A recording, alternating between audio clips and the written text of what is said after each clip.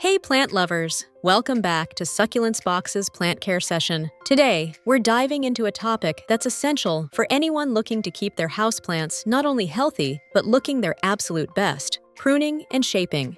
First things first, what's the difference between pruning and shaping? Think of pruning like giving your plant a fresh start. You're removing dead, damaged, or overgrown parts to encourage new growth and better airflow. It helps your plant use its energy more efficiently and often gives it a growth boost. Shaping, on the other hand, is a little more design-focused. It's all about guiding your plant's growth, trimming certain areas, or using tools like stakes or trellises to get that fuller, neater, or more artistic look. The two often go hand in hand, and together, they help you grow houseplants that are not only beautiful, but also strong and well-balanced.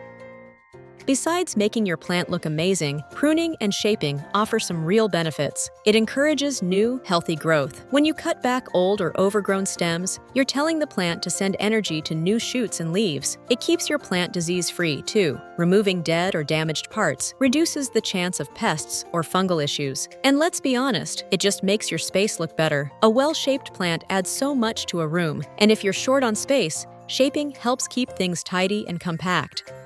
All right, let's talk timing. The best time to prune and shape most houseplants is during their active growing season, usually spring and summer. That's when they're pushing out new growth and will recover the fastest. But if you see any dead or diseased parts, don't wait. Go ahead and snip them off, no matter the season. For flowering plants, try to wait until after they bloom so you don't cut off any future flowers. For thicker stems, you'll want a pair of pruning shears. For smaller or more delicate cuts, plant scissors or snips work best. Always keep them clean and sharp. A clean cut heals faster and is less stressful for your plant.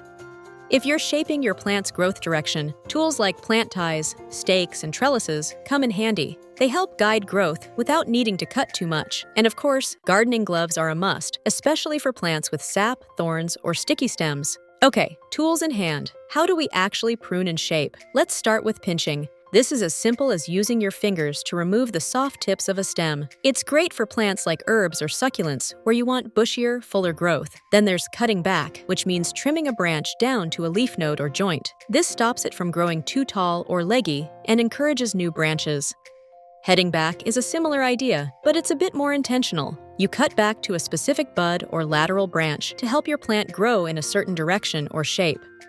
Another important thing to remember, not all plants are created equal. Vining plants, like pothos or ivy, love a good pinch. Prune them regularly to keep them from getting scraggly and guide them along a trellis or wall to encourage beautiful, even growth. Shrubby or tree-like plants like ficus or croton need occasional heading back and shaping to keep their form. These are the ones that can get a little wild without some attention. And for flowering plants, like peace lilies or calancos, you'll want to remove spent blooms and prune lightly after flowering. That way, they focus their energy on producing new flowers instead of keeping old ones alive.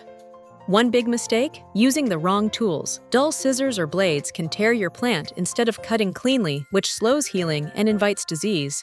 Also, don't cut too close to the trunk or main stem. You always want to leave a little room, about a quarter inch from a node or branch. And be careful not to overdo it. We get it. It's tempting to go full stylist and reshape everything, but taking off too much too fast can shock your plant. Go slow and give it time to adjust. Lastly, make sure you prune at the right time. Cutting a plant back during its dormant season can sometimes lead to poor regrowth or missed blooms. And that's it, your complete, easy-to-follow guide to pruning and shaping houseplants. So go ahead, grab those shears, give your green friends a little spa day, and watch them bounce back fuller and stronger than ever. Thanks for hanging out with us at Succulents Box. Until next time, happy pruning and happy planting. For more, you can find us at succulentsbox.com or on YouTube, TikTok, Facebook, Instagram, and Pinterest.